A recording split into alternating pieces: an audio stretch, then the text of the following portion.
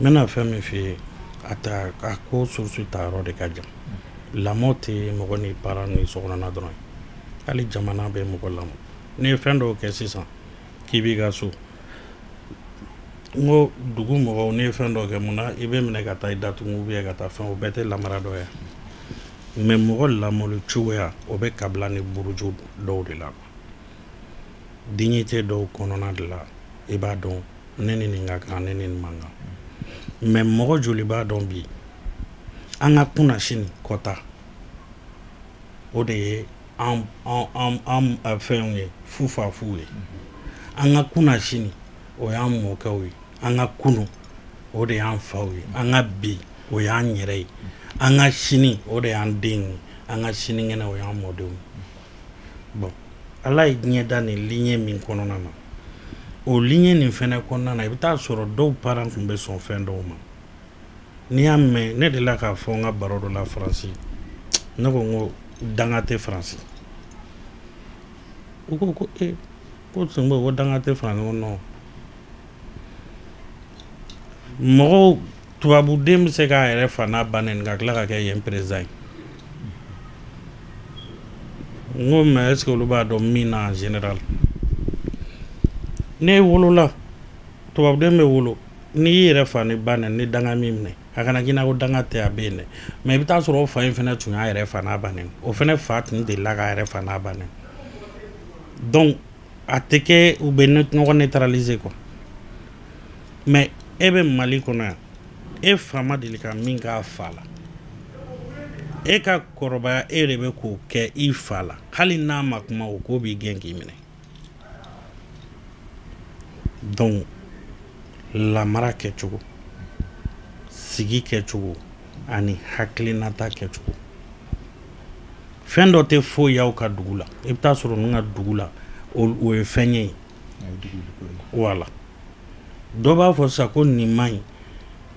dɔw b'a fɔ ko foyi t'a la mais min ko foyi t'a la olu de ma mais mun n'a fɔra e ɲɛna e bɛ se ka jɔ de la n'o tɛ i bɔra mɔgɔ dɔw la quoi donc mɔgɔw bɛ ka ɲina u bɔkolo kɔ ni mun ye n'an ɲinana an ka culture kɔ culture ye fɛnba de mais min f'i ɲɛna ko caman bɛ k'an sɔrɔ jamana in kɔnɔna na tan c'est parce que la culture est trop délaissée et négligée culture labilalen de don alors que hali jamana wɛrɛ ka ɲɛbɔ dugu fɛ ka na ko jateminɛ ka na visite la a bɛ sɔrɔ culture de fɛ i y'a faamu mais n'anw tora wali culture ou bien wali ko kɛ la jɔn bɛ ɲɛbɔ an yɛrɛ fɛ hali n'i bɛ wali fɛn ta a bil'i kunna k'i yɛrɛ ta bɛ yen hali n'i ɲɛbɔra wali fɛn fɛ ka kɛ cogo o cogo o la bamananw ko ko yirikuru mana mɛn ji la k'a tɛ se ka kɛ bama ye quoi mɔgɔw bɛ ka ɲina min kɔ ala Dieu sait ce qu'il fait quoi et puis il a tout fait pour les gens a bɛ diya an yɛrɛ de ye an b'an ta to yen ou bien an b'a minɛ ka ɲɛ mɔgɔ wɛrɛ ka ɲɛbɔ a fɛ an ka kurukan fo ka taa yen n ko kokɔrɔw de kɛra an bɔkolow ka kokɔrɔw bɛ n ko hali sini fali bɛ ka si yen an ye mun kɛ pour que k'a rénover pour que a ka jɔyɔrɔ dɔ ta an ka jamana ye hali bi ale tun bɛ se ka kɛ lieu touristique ye o mun n'a tɔra tan c'est parce qu'on s'en fout donc fɛn t'a yɛrɛ kɛ o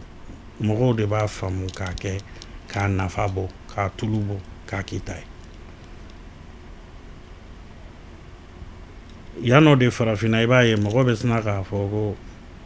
ce sont des histoires nin dɔnni ko ninnu tɛ tiɲɛ ye a bɛ tan a bɛ tan i bɛ ka i yɛrɛ de ta saboter sinon i bɛ taa si courant min kɔrɔ o ye dɔ ka dɔnni ye awɔ o ye dɔ de ka dɔnni ye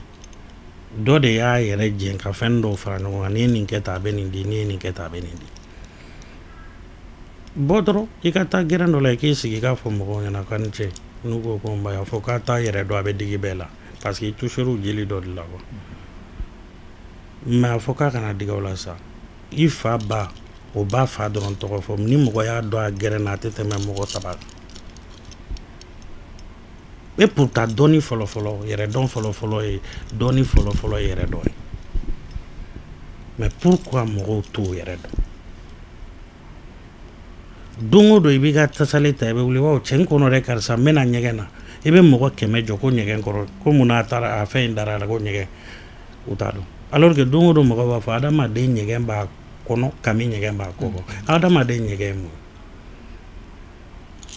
adamaden ɲɛgɛn bo ani ɲɛgɛnɛ de dateriya kojugu da ɲɛgɛnɛ ɲɔgɔnna o de kɛra ɲɛgɛnɛ ye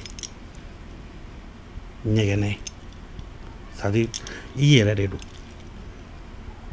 donc pour ne pas dire le nom a fɔra ko ɲɛgɛn o de la a b'a fɔ ko i bɛ tasale ta n bɛna ɲɛgɛn na ɲɛgɛn kɔrɔ bɛɛ bɛ min kɛ tout le monde est unanime faamaya t'a la fantanya t'a la i y'a faamu hali ni wari t'i kun i b'a ala mɛ jɛ o la ala bɛ se k'i jɛ wari la mais a t'i jɛ ɲɛgɛn na taga la quoi donc ça c'est unanime bɛɛ o ye bɛɛ ta ye bon n'a fɔra k'a fɔ ko mara ani i ye lamɔ ni taabolo minnu fɔ ne bɛ se k'a si k'a développer n'a ka di ne ye ne tɛ dɔ da dɔ kan mais mɔgɔw tɛ k'a faamu u bɛ k'a ni fɛn caman ɲagami ɲɔgɔn na kelenw tɛ fɛn dɔ de kalifalen don bɛɛ ma tile tɛ tɛmɛ dugu si la k'a ka dɔgɔ quoi jamais n'i y'an ye ko anw nana wolo Afrique c'est pour des objectifs et des buts très bien déterminés soit an m'an jɔ o kɔrɔ ou bien an bɛ taa fara mɔgɔ wɛrɛw kan k'olu ta kɛ k'an yɛrɛ ta to yen c'est l'un des deux ni mɔgɔ wɛrɛ k'e mɔkɛ saboter e yɛrɛ fɛnɛ k'i yɛrɛ mɔkɛ saboter o kɔrɔ tɛ k'e yɛrɛ bɔra min na k'o ye fu de ye jɔn b'o accepter voilà donc n'a sɔrɔ ne mɔkɛw n'u mɔkɛw olu fɛnɛ mɔkɛw n'u mɔkɛw n'olu fɛnɛ n'u ka olu mɔgɔya bɛɛ n'olu ma se ka fosi bila anw ɲɛ fo nkalon ne bɛ sa n'o nkalon ye quoi ne bɛ sa n'o nkalon ye o de ye ne yɛrɛ ye mais ni mɔgɔ wɛrɛ ka tiɲɛ ne mago tɛ s'o ma parce que hali n'olu ta ye nkalon ye n'anw de y'olu kɔmɔgɔ ye anw kan k'a dilan k'a kɛ tiɲɛ ye quoi parce que diɲɛnatigɛ la bɛɛ nana mission dɔ de kama anw mɔkɛw bɛɛ ka taa ka kɛ nkalon ye u ka nin duguba in dilan nin bɛɛ kɛ nkalon ye anw fɛnɛ ka kɔrɔbaya k'a dɔn ko ye nkalon ye an ma se k'o kɛ tiɲɛ ye wolo kun tɛ ne na o la donc fɛn dɔ de don diɲɛnatigɛ ye lutte dɔ de ye mara kɔnɔna ka dun dignité kɔnɔna ka dun taabolo kɔnɔna ka dun ko fitinin tɛ dala kuma tɛ a ka bon n'o bɛɛ ye f'i ka se k'a dɔn k'a to k'a dɔn o de ka di ala ye n b'a exemple fitinin d'i ma an bɛ bɔ baro la o kan i bɛ k'a daminɛ bi bi in na bi jeune jumɛn dɔn min bɛ à l'âge de 19 ans ka taga bila 35 ans 40 ans na c'est très rare i ka mɔgɔ sɔrɔ min bɛ se k'a fɔ k'ale ma deli ka gɛrɛ walimuso la ka sɔrɔ a bɛ ka sa muso ma hali a muso ma k'a to laada la o b'a fɔ ko ce sont des histoires u bɛ se musomanin ma k'a to laada la et pourtant i bɛ don i yɛrɛ gasi la san 3 ko minnu na a dɔ y'olu ye parce que hali ni muso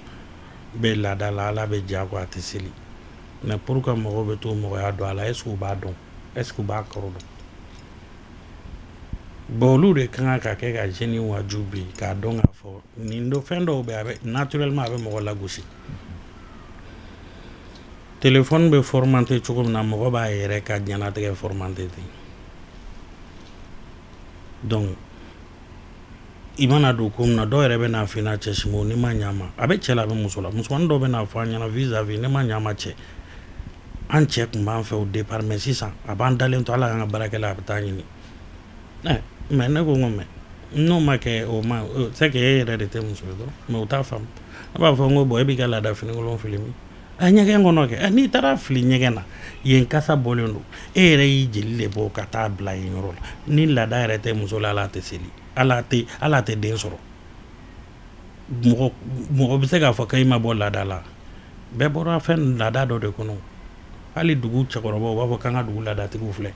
cɛw musow fɛnɛ n'i b'i ka du kalo labɔ la k'e laadatigi don mais e bɛ se ka o fɛn barikama in ta cogo di k'o négliger jusqu'à ce que k'o bɔ i yɛrɛ la ka t'o fili ɲɛgɛn dingɛ kɔnɔ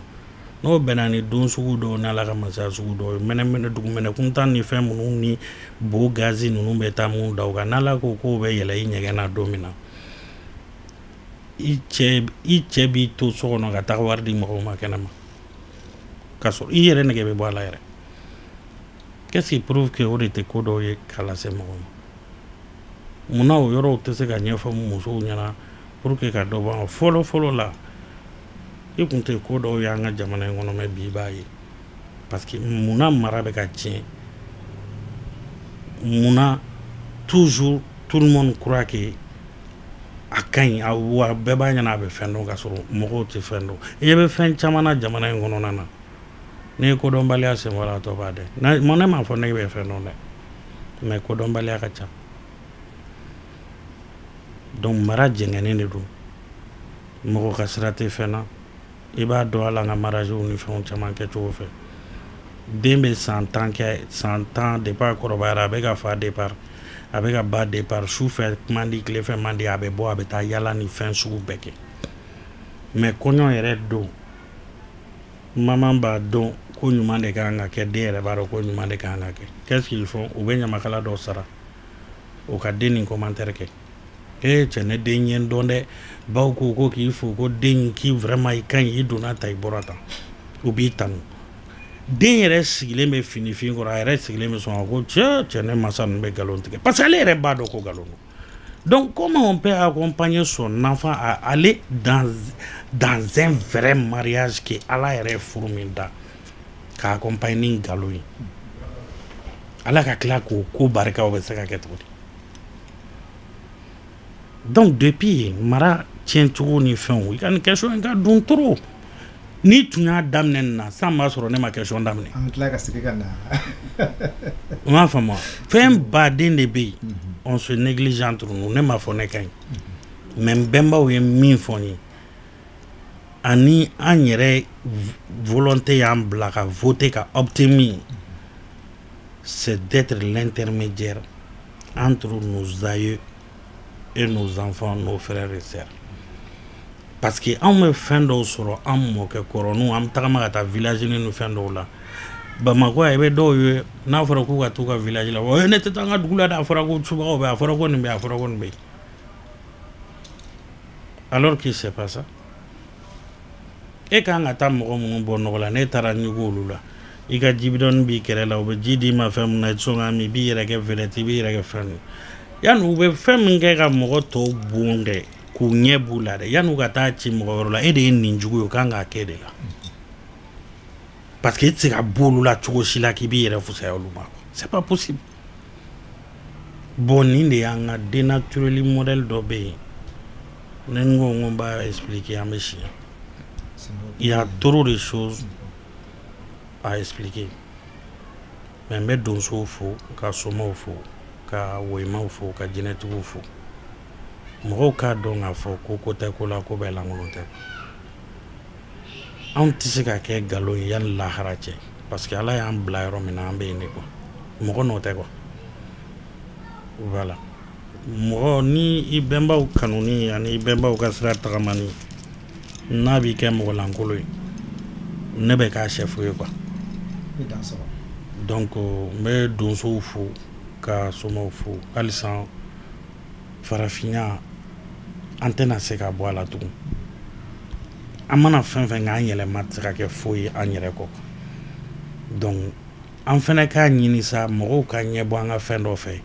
ka wuli ka b'u ka dugu la ka na o ko ni ninnu lajɛ o tɔ bɛ minorité fitinin de bolo quoi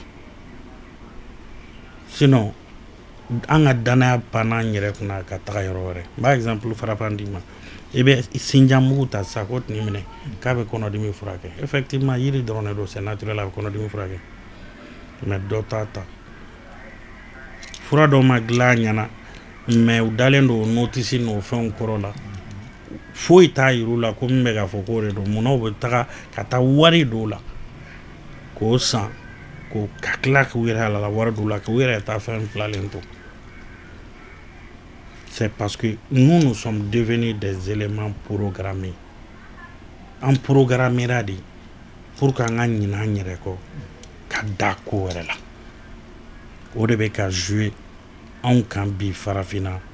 ka tɛmɛ diɲɛ fɛn bɛɛ kan n'anw ta ko wulila o ye ce sont des histoires alors que u bɛ ka u base kɛ histoire caman ye ka baara kɛ n'o ye a si ma k'u ɲɛna mais i yɛrɛ mɔkɛw ta i da ka dɔw min na i bɛ tila k'a fɔ ko non o si tɛ tiɲɛ ye ce sont des histoires mais pourtant i bɛ si kɛ ka histoire de lakali mais a si fɛnɛ ma k'i ɲɛna donc an programmelen do de kama parce que mɔgɔw tɛ ka min faamuya anw de bɛ ka SRR développer anw de bɛ ka tubabu développer f'anw de k'olu ka matériel san d'une manière ou d'une autre n'a m'olu ka matériel san o denw tɛ balo walahi donc olu bɛ ko bɛɛ de k'an yɛrɛ kana se k'an ta dilan kuma tɛ an ka se k'an ta feere kuma tɛ k'a fɔ an k'an yɛrɛ ta valeur dɔn et pourtant an bɛ fɛn caman utiliser olu bɛ dɔw bɛ na yiriw ta yan de ka taa n'u ye kɔfɛ fo mɔgɔw k'olu de faamu k'a dɔn k'a fɔ ko an bilala environnement kɔnɔ dɔnni yɛrɛ tun ye yɔrɔ jangoya i bɛ mɔgɔ dɔw ɲininka sisan ko ne ko a bɛ fɔ ko boli yɛrɛ ye mun ye u t'a dɔn voilà boli yɛrɛ tɛ m'o ye parce que da yɔrɔ bɛɛ teliya kan de don fétiche min an bɛnbaw y'a to an bolo n b'o yɔrɔ fɔ an bɛ fɛn kilɔrɔ o kan maliyɛn mago bɛ explication dɔw la wallahi i bɛ k'a mɛn ko jo boli yɔrɔ dɔ la i b'a mɛn ko basi yɔrɔ dɔ la i b'a mɛn ko boli yɔrɔ dɔ la i b'a mɛn ko jo a bɛɛ ye fɛn kelen in tɔgɔ de fɛn kelen nafa saba tɔgɔ saba tɔgɔ ninnu bɛ na cogo di tɔgɔ ninnu bɛ na à travers la commission donnée ne nana ne fɛ sisan ko ko karisa u ye ne terikɛ muso bɔ a bolo ka taa don cɛ wɛrɛ bolo ne dun ye n ka woro bɔ n ye n ka fɛn bɛɛ kɛ o don tɔgɔ kama ne bɛ n ka fɛn nin sɔn ne tɛ se k'a sɔn ni basi ko tɔgɔ ye ne tɛ se k'a sɔn ni jo ko tɔgɔ ye parce que o tɛ jo ni jalaki ni fɛn kɛra yɔrɔ ye fɔlɔ o don ne b'a fɔ de n ko karisa nana u y'a muso bɔ a bolo ka taa di fɛnw n'i kɛra kɛ bɔli ye karisa bɔ nin ko in na i k'a dɔn ka bɔli tigi ani boli tigi ça fait deux i y'a faamu k'a labɔ parce que anw bɛ mɔgɔ donnen bɔ an bɛ mɔgɔ bɔlen don o de ye bɔli tigi ye mais dateriya kojugu ka kɛ boli tigi ye i y'a faamu bɔli tigiya ani boli tigiya kelen tɛ karisa bɛ se ka mɔgɔ bɔ ko la karisa bɛ se ka mɔgɔ don ko la n'i tun bɛ nin ko in na an b'i bɔ nin ko in na k'i kɛ tan yɛlɛma tigi o de ye bɔli ye o y'a tɔgɔ fɔlɔ ye tɔgɔ filanan jo o ye vérité de tiɲɛ raison vérité dɔ bɛ se ka dɔ ka dugukolo dɔ narakɛ a la ou bien ka dɔ ka fɛn dɔ minɛ a la k'a jalaki kan ka mɔgɔ kɛlɛya joko kan donc ni mɔgɔ nana ne fɛ o don ne tɛ se ka bɔli tigiya kuma fɔ o don ne b'a fɔ karisa nana ko nin ko in bɛ tan tɔ kiiri tigɛ karisa ni karisa cɛ n'i kɛra kɛ jo ye karisa jo ɲini i k'a segin a ma a ka raison ɲini k'a d'a ma raison o de ye jo ye i y'a faamu jo la vérité tiɲɛ bɛ min bolo jotigi ka jo ka d'a ma i ka jalakitigi ka jala hali yen yɔrɔ la i bɛ le mot jo mɛn jotigi karisa jo don karisa jo tɛ o kelen de dalen don jo la parce que masiyɛnni fɛnw dɔrɔn de don voilà donc fura ye mun ye fura comme médicament fura comme basi laginɛ sira fɛ basi anw fɛ yen fura subaga bɛ dɔ den ta fo k'a tɔ ta a kunkolo ye u nana ne fɛ yen a fura se a fɛn se tɛ n ye ou bien a bɛ tan yiri fɔlɔw ni fɛnw bɛ yen exemple la sisan ne bɛ se ka kunjɛ ta sisan ne b'a bila fura in kɛrɛfɛ n b'a fɔ n ko bon karisa nana ko nin bana in b'a den na mais a fura tɛ ne bolo dɛ i la fura filɛ n bɛ kunjɛ in dɔn ni e yɛrɛ kɛra kɛ fura di bana min bɛ den na ne t'a sugu dɔn n y'a ɲini i fɛ i ka bana nin furakɛ i b'a fɔ a ye nin minɛ a ka taa don daga la k'a d'a ma ou bien i bɛ sɔnni yɛrɛ kɛ jo in na k'a fɔ bɔ ta fura in yɛrɛ duwawu o bɛ den nin bɔ sitanɛ bolo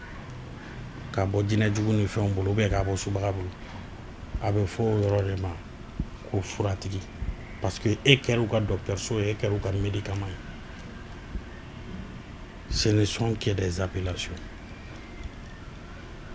Il n'y a pas de sorcellerie dedans, ni rien. Et moi, abaka togodani tige tellement te fera do mokola abeti siga ka fura wa ka burusi ko na dugula abaka serela. Un jour, sigi fendo temeto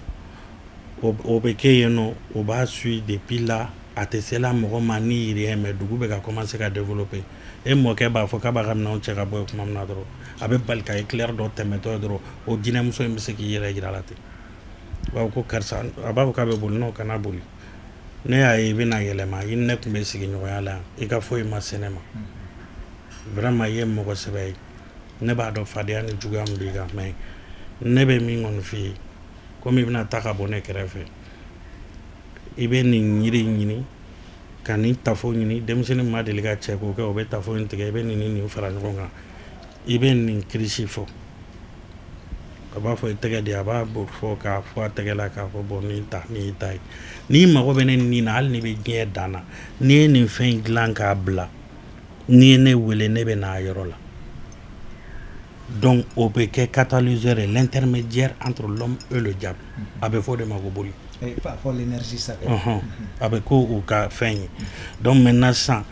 ale tɛ yen mais en tant que nin fɛn in b'ale bolo n'ale y'a wele dɔrɔn a fɔ ah karisa a bɛ taa ne ye layidu de ta ko ne ka nin kɛ tan ne ka nin kɛ tan a bɛ taa ou bien ne kɔrɔla ne bɛ nin i bila k'i di den dɔ ma o b'o d'o den ma o fana b'o di den ma don dɔ la tellement o bɛ fɛn minɛ ka ɲɛ fɛn yɛrɛ bɛ jaabi ma a bɛ se ka sigi da den na ka to k'a fɔ hali dɔ wɛrɛ bɛ yen nɔ ne mago bɛ ne yɛrɛ bɛnbaa dɔ la k'o fɛnɛ fɛn dilan i bɛ nin ni nin yiri in fara ɲɔgɔn kan o bɛ nin d'i ma a bɛɛ ju bɔra ni basi kelen na o bɛ se ka sigi da ye den na ka fɛn wɛrɛ taabolo gindo ɲɛf'a ye o fɛnɛ bɛ t'o dilan mande olu bɛ fara ɲɔgɔn kan o bɛ tila ka kɛ mɔgɔ wɛrɛ ka mago ɲɛfɛn ye tugun parce que dɔnni jiginna cogo min na c'est à dire que n'i ye walikan de ta i bɛ waliko kɛ quoi n'i ye yɛrɛkan ta i bɛ yɛrɛko kɛ n'o tɛ kan jiginna dugu dugu la dɔnni de jiginna ye o de kunkan ko kunkan ani kan kunko kuntigi kantigi ani kotigi i m'a faamu dɔ ko ɲɛdɔn bɛ yen ko kɔrɔdɔn bɛ yen ani ko kɔ kɔrɔdɔn n'olu saba ye ɲɔgɔn sɔrɔ i la i bɛ se ka kɛ kotigi dɔ ye donc le ko là c'est très important le kan fɛn dɔw bɛ yen nɔ n'hali n'a ko b'i bolo n'i ma k'a kantigi ye i t'a kuntigiya sɔrɔ donc an ka ko bɛɛ b'an ka langue de la an ka kan an ka kan in dɛ kan in jiginna dugu o dugu la dɔnni de jiginna wa fɔlɔ la fɛn kun t'an bolo bɛɛ ka dɔnni b'i nagakɔrɔ de n'i ye nin woro in fara nin kan ka nin woro jala in ta i bɛ nin yirilili in kɛ tan i bɛ tiga fara kɛ tan i mana nin fɔ tan a bɛ kɛ tan ce n'était pas sorcier fɛn minnu b'i kɔrɔ fɛ mɔgɔ bɛ baara kɛ n'o de i bɛ taa sɔrɔ téléphone ou bien fɛn dɔw b'an bolo i bɛ taa sɔrɔ an objet fililenw ni fɛnw u b'olu de ramasser ka tila ka t'olu yɛlɛ k'olu transformer k'o kɛ fɛn dɔw ye bon anw fɛnɛ fɛ yan i bɛ taa sɔrɔ fɛn dɔw bɛ yen nɔ na min t'a dɔn olu de b'a fɔ ko nin ye subagaya fɛnw subaga yɛrɛ bɛ hali tubabu ka téléphone utiliser Mali la yan mais u bɛ mɔgɔ sogo dun mais pourtant c'est sorcier aussi ka télévision sigilen to i k'i mamuso wele fo Amérique c'est pas sorcier voilà donc ni mɔgɔ ye da don i ka dɔnni na a bɛ kɛ fɛnba ye n'i ye da bɔ a la a bɛ kɛ fɛnba lankolon ye donc n bɛ bɛɛ fo ka kuma janyana mais faamuyali taabolo don donc vraiment jamana ye ala k'a suma ka maliyɛnw don da kelen ka maliyɛnw bɔ da kelen k'an bɛɛ bɛn sen ma k'an bɛɛ bɛn kelen ma bon dugu jamana fɛrɛ kun ye dɔ ka dɔ kɛ dɔ ka nin kɛ dɔ ka nin kɛ dɔ mago bɛ jɔ dɔ la a bɛ se ka kɛ dɔ mago tɛ jɔ dɔ la yɛrɛ mais o de bɛ sigi ja bɛɛ tɛ se ka jɛ ka kɛ mɔgɔ kelen bɛɛ tɛ se ka jɛ ka bɔ ba kelen na a tɛ bɔ somɔgɔ kelen na a tɛ se ka bɔ kabila kelen na bɛɛ n'i ka ko don quoi donc dugu in ka to yen a ka sumaya quoi n'a ma ɲɛ ko ni mankan ni fɛnw kɔ c'est pas le moment an ka kɛ mɔgɔ wɛrɛw la parce que ne yɛrɛ ye sugo dɔ kɛ an ka jamana kuntigi kɔrɔ la sugo in a kɔfɛ a ye ne sama donné à réfléchir a bɛ ne ka page kan a kɔfɛ fɛnɛ a y'a fɔ ɲɛna ko mun ni mun bɛna kɛ a bɛɛ kɛra hala ko dibi bɛ don a san n'a nana hala ko mɔgɔba dɔ bɛna fatu olu bɛɛ kɛra ne ye ko dɔw faamu a sugu kɔfɛ j'ai vu beaucoup de choses mais ça donne le puce à l'oreille mɔgɔw ka jateminɛw kɛ quoi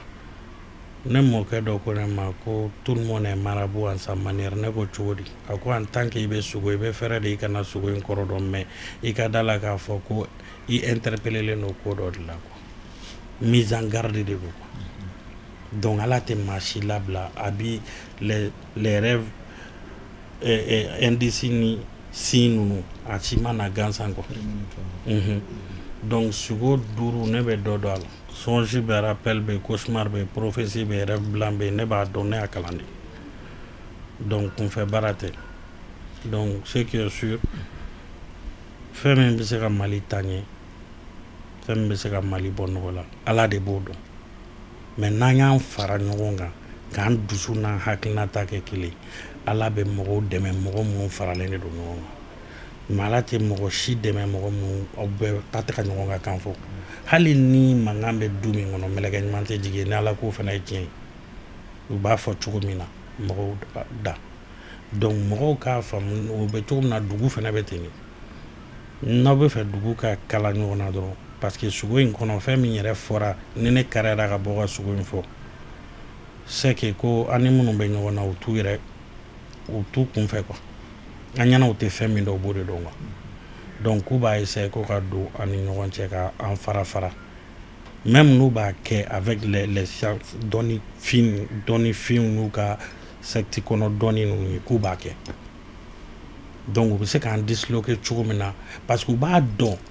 n'u y'an perdu u ka min b'a la quoi donc u bɛ dɛsɛ de u b'an perdu sinon u b'a d'une manière ou d'une autre u b'a essayer k'u b'an mara quoi donc n'an yɛrɛ damaw bɛnnen tɛ a ka gɛlɛn quoi o de kama an b'a to fɛn bɛɛ ka kun an fɛ pour que dɔrɔn mankan ala bɛ se ka éviter cogo min na jamana kɔnɔ donc n bɛ bɛɛ fo kuma la tiɲɛ tɛ ban ne t'a bɛɛ dɔn n'i y'a mɛn i b'a bɛɛ dɔn a bɛɛ de fɔr'i ye ka aw yɛrɛ fo donc ka Kasimu fo n ka cɛ k'i yɛrɛ fo kosɛbɛ donc au journal le reporter o tɛ n b'aw fo ka waleɲuman dɔn donc o de tun bɛ ne fɛ wassalam.